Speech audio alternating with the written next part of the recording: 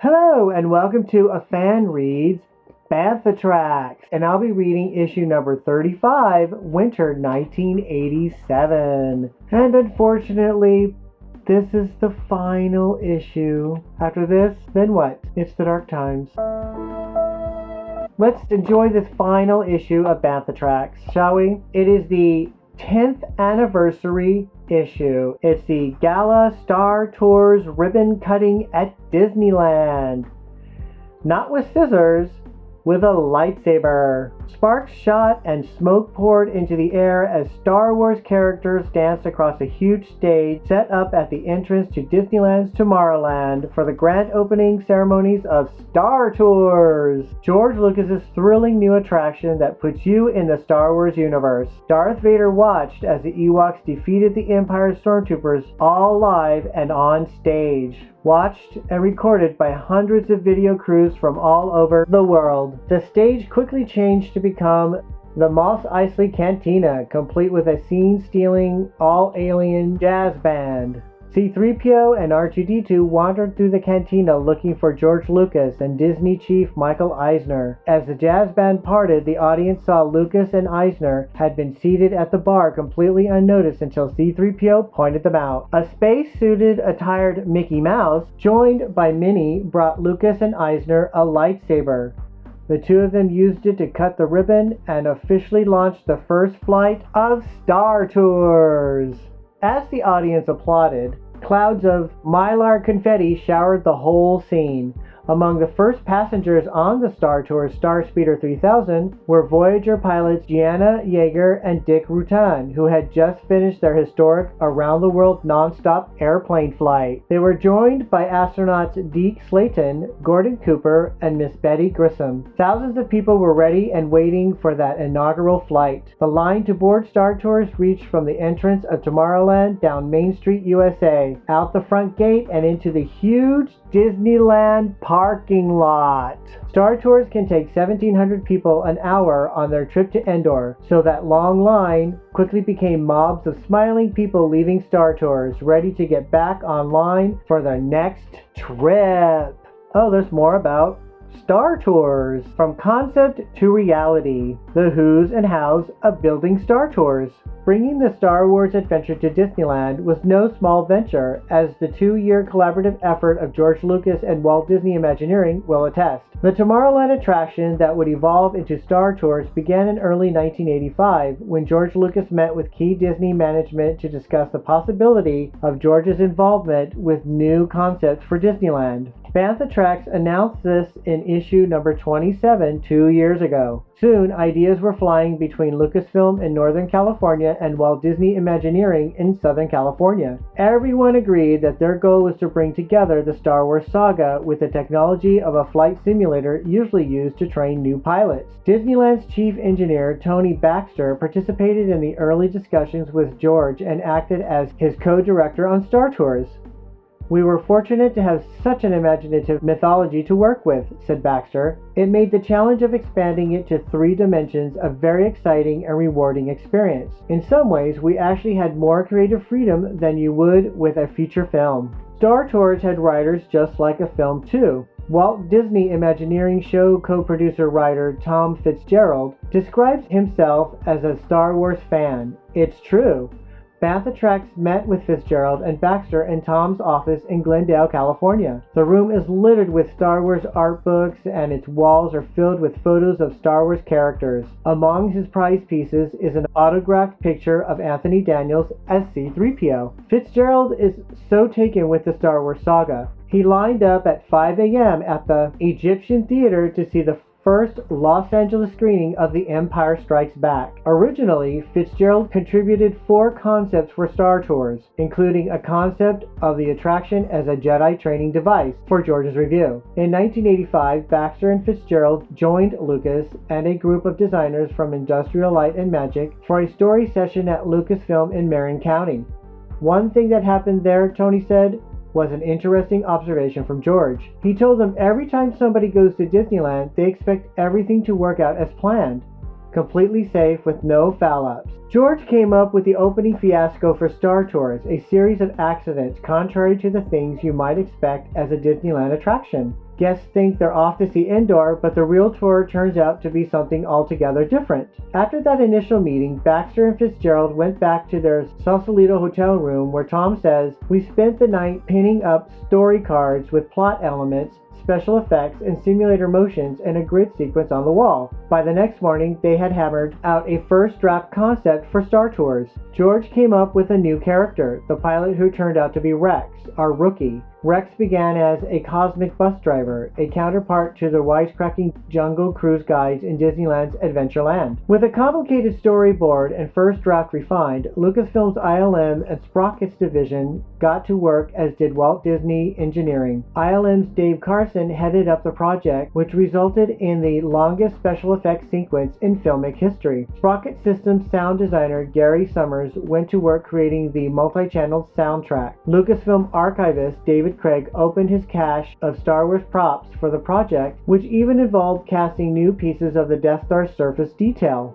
Meanwhile, in Glendale, the Disney people were hard at work building the Star Speeder 3000 as well as real animatronic droids. Little details from the trilogy were faithfully replicated in Star Tours. For instance, one of C-3PO's legs is silvered, obviously because it had been replaced some time ago and a matching gold leg was unavailable. Since Disney was building a new C-3PO, he needn't have a replacement silver leg. It could be gold like the rest of his body, but after some discussion, the Star Wars fans won and it was decided to build C-3PO exactly the way he appeared on the widescreen. Anthony Daniels flew in from England to demonstrate C-3PO's distinctive motions and to record the sound on his parts of the soundtrack. Daniels told Bantha Tracks it was incredible to see C-3PO from the outside, as the animatronics duplicated his movements exactly. When Lucas first saw C-3PO, he told Baxter and Fitzgerald, "That is C-3PO. He is finally a droid." Both agreed, explaining the fine point that other audio animatronic characters at Disneyland duplicate living beings, while C-3PO is truly a robotic character, a droid, made more real by the adaptation. Our impressions of Star Tours is that it is a groundbreaking form of entertainment because, as a viewer, you're also a participant, actively involved in goings-on. You get to be in the Star Wars universe, or, as they say at Disneyland, now the adventure is real. Alright, what else is in here? Greetings from Endor. Having a wonderful time. Wish you were here.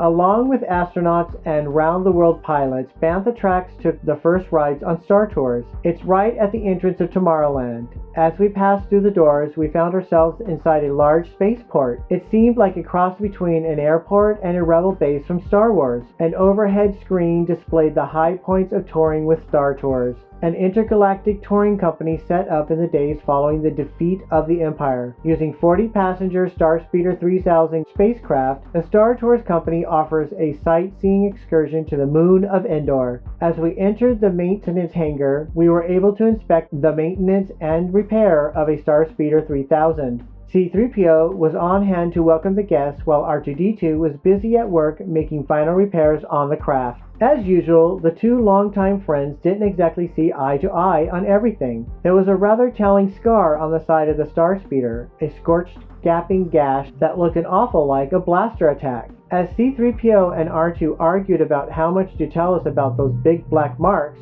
we went on to the Droidnostics Center, a Star Wars droid factory. While droid parts were carried overhead on a conveyor belt, droids were taking apart and putting together other droids. One of them casually mentioned that he would never get into a Star Speeder 3000, safe in the knowledge that we couldn't hear anything he said. His comm link was turned off, he thought, only it wasn't, and we heard it all! It wasn't much of a confidence builder, and taken with the battle scars we've just seen, it was nearly enough to make us forget about our excursion to Endor. But it was too late. Our Star Speeder 3000 stood ready and waiting to take on passengers. After being instructed in intergalactic flight safety, we stowed carry-on luggage beneath the seat, buckled our safety belts, and watched as the doors sealed shut. Our pilot was RX-24, Rex for short. He welcomed us and got a takeoff clearance from control. Our flight, ST-45, began well enough, but in just seconds, we had taken a wrong turn and been catapulted into the vastness of space. It got worse quickly. The star speeder was sucked into a field of icy comets which struck the ship. The only way through it was literally to go through a mammoth ice crystal. Rex turned to us and said, "I know this isn't on the tour, but it's pretty exciting, isn't it?" When he turned around, he and we found the new trouble he'd flow us into, an Imperial Death Star in a sector still held by the Empire. Rex seemed to panic, and the star speeder tumbled towards the surface of the huge battle station. As the star speeder darted and wove its way across the top of the Death Star, Rex screamed, "Hold on tight, folks. We're going to take a slight detour." Dodging laser blasts, we narrowly escaped almost certain destruction when Rex finally rocketed us away into hyperspace and safety. Seconds later, the star speeder went into sublight speed and touched down, skidding into a landing bay. A monitor clicked on with the image of C-3PO, who was obviously unaware of what had just happened. He turned to us and said, "We do hope you enjoyed your tour of Endor and will come back soon." Wow, I can't wait to get on Star Tours. It's going to be so cool. And I'm going to ride it again and again. One of the cool things is that Bantha Tracks included this 10-year timeline. And what does it say here? Star Wars, the first 10 years, 1977 to 1987. From Star Wars to Star Tours. A long time ago, at a desk far, far away, George Lucas sat down to write his Star Wars screenplay. As we know, the rest is history. Lucasfilm's research people went through their files to extract a large part of that history for the 10th anniversary of the Star Wars saga. Bantha Tracks calls it the 10-year timeline. And this is so cool! Let's have a closer look at this 10-year timeline.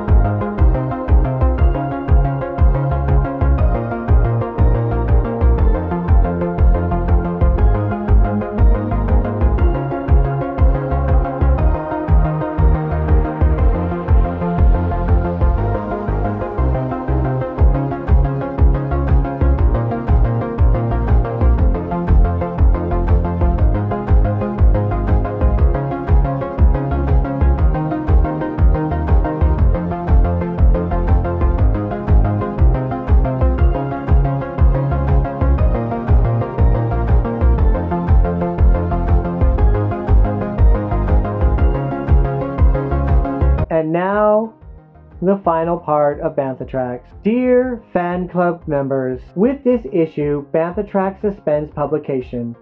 For over 8 years, we've seen the club grow into a worldwide group of enthusiasts from nearly every nation, nearly 250,000 members strong. You have supported the club with your letters, pictures, and suggestions. You've written to and sometimes met pen pals through the club. We even know of one marriage that began as a Star Wars pen pal letter. We've already received many letters from you complimenting the club and its 8+ years of work.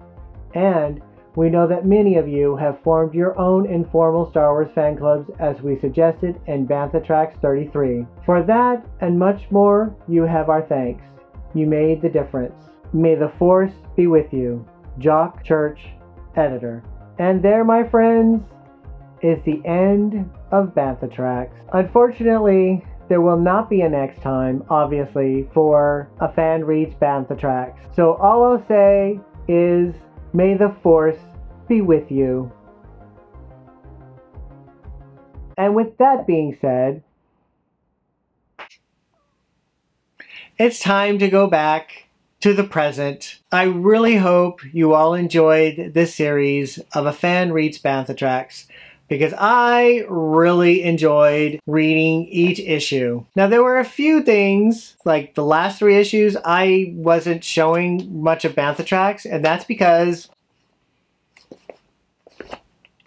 I never got the last 3 issues, and the funny thing is, I never knew that. When I got to issue 32, I realized no more.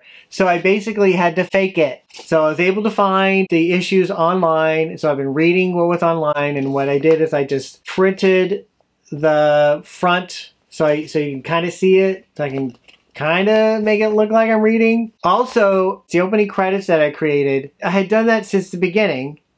And in this final episode, I noticed that there was a mess up in it. When it gets to 1989, it skips to 1987. All this time, I just now noticed that. Once again, I really hope you enjoyed A Fan Reads Bantha Tracks. I had a lot of fun. This was a great nostalgia trip. Thank you for watching, and if you enjoyed this video, give it a thumbs up and click subscribe. You can follow Star Wars Obsessed on Instagram and Facebook. See you on the next Star Wars Obsessed. And if you're curious as to what that is, it's this part. Let's see. Take this down, and that's what's behind me.